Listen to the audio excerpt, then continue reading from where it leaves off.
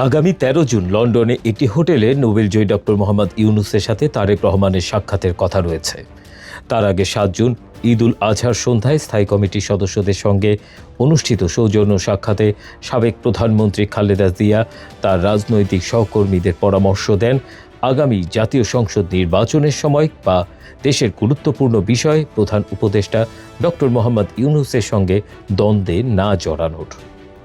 সাক্ষাৎকালে বিএনপি স্থায়ী কমিটির সদস্যদের কাছে ভারপ্রাপ্ত চেয়ারম্যান তারেক রহমানকে প্রধান উপদেষ্টার আমন্ত্রণের বিষয়ে বেগম জিয়ার ইতিবাচক অবস্থান ব্যক্ত করেন। প্রধান উপদেষ্টার সঙ্গে দূরত্ব বা দ্বন্দ্বে না যাওয়ার বিষয়ে জানতে চাইলে স্থায়ী কমিটির একজন সদস্য বলেন, ম্যাডাম জিয়া প্রধান উপদেষ্টা ডক্টর মোহাম্মদ ইউনূসের পক্ষে, তার এমন অবস্থান স্বাভাবিক।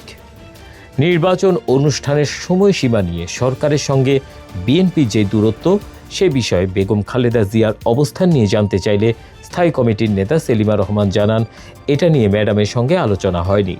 এটা নিয়ে ভারপ্রাপ্ত চেয়ারম্যানের সাথে ম্যাডামের কথা হতে পারে কিনা এটা তো আমরা জানি না।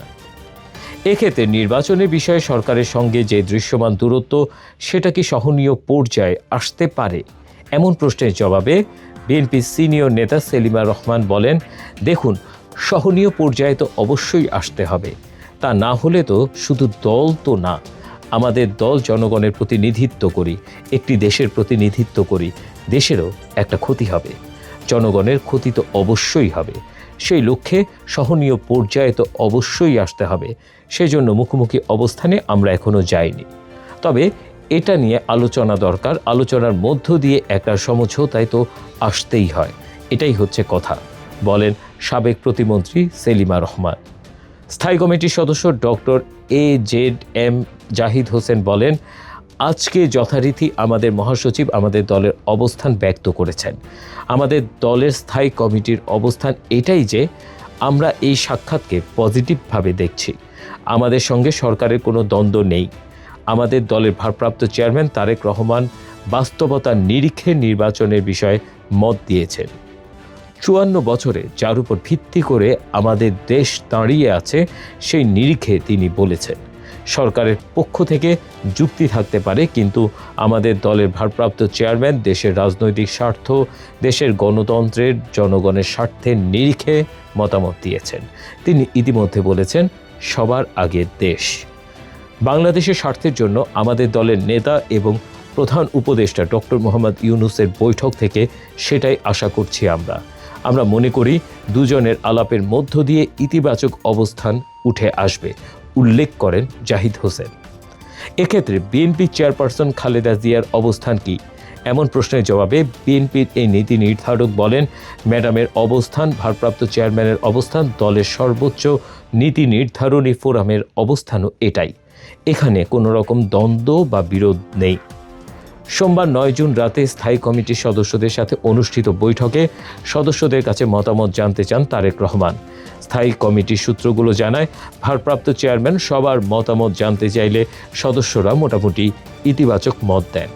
একজন সদস্যের ভাষ্য, মোটামুটি সর্বসম্মতভাবে সাক্ষাতের বিষয়ে মত দেয়া হয়েছে, কেউ না করেননি। ১৩ জুন ডক্টর মোহাম্মদ ইউনূসের সাথে অনুষ্ঠিত বৈঠকে তারেক রহমানের সাক্ষাতে কেবল নির্বাচনই নয়, দেশের আরও অন্যান্য বিষয় থাকবে বলে জানান একজন সদস্য। মঙ্গলবার ১০ জুন গুলশানে সাংবাদিকদের সামনে বিএনপির মহাসচিব মির্জা ফখরুল ইসলাম আলমগীর উল্লেখ করেন, গতকাল সোমবার রাতে আমাদের স্ট্যান্ডিং কমিটির মিটিংও হয়েছে। ভারপ্রাপ্ত চেয়ারম্যান সাহেব মিটিংয়ে সভাপতিত্ব করেছেন। উনাকে ফরমালি দাওয়াত করা হয়েছে মিটিংয়ের জন্য। ১৩ তারিখ ৯টা থেকে ১১টা পর্যন্ত লন্ডন টাইমে এই সময়টা দেয়া হয়েছে। তিনি বলেন, এই মিটিংয়ের জন্য আমাদের স্ট্যান্ডিং কমিটির পক্ষ থেকে স্বাগত জানানো হয়েছে। আমরা প্রত্যাশা করছি এটা বাংলাদেশের রাজনৈতিক সংকট কাটাতে পজিটিভ ভূমিকা রাখতে পারে।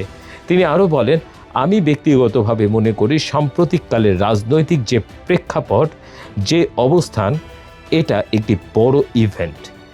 যদি সমস্ত কিছু ঠিকঠাক মতো চলে তাহলে নিঃসন্দেহে এটা একটি বড় টার্নিং পয়েন্ট হতে পারে। লন্ডনে প্রধান উপদেষ্টার সাথে অনুষ্ঠেয় বৈঠকে তারেক রহমানের সঙ্গে আর কে যোগ দিবেন বা বৈঠকটি কি 1-to-1 হচ্ছে কিনা এমন প্রশ্নের জবাবে বিএনপির মিডিয়া সেলের সদস্য সাইরুল কবির খান জানান, আমি এখনও এসব বিষয়ে কোনো নির্দেশনা পাইনি। টেক্সট রিপোর্ট, বাংলার আওয়াজ।